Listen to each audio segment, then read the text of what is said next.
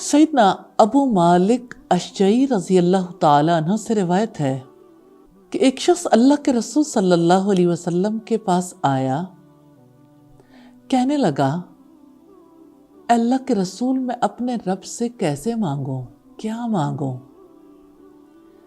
اب صلی اللہ علیہ وسلم نے اسے مانگنا سکھایا کہ آپ یہ دعا کرو، اللہم اغفر لی وارحمنی وعافینی وارزقنی۔ اب صلی اللہ علیہ وسلم جب اسے سکھا رہے تھے تو ایک ایک انگلی بند کرتے جا رہے تھے، یعنی اللہم اغفر لی وارحمنی وعافینی وارزقنی، اور یوں صرف ایک انگوٹھا باقی رہ گیا۔ آپ نے فرمایا، جب یہ دعا کرو گے تو اللہ تعالیٰ آپ کے لیے دنیا اور آخرت کا رزق اکٹھا کر دیں گے۔ چھوٹی سی دعاؤں میں شامل کر لیجئے، رحمت، عافیت، رزق، مغفرت، کتنا کچھ سمیٹ لیں گے۔ اللہ تعالیٰ ہمیں توفیق دے دے۔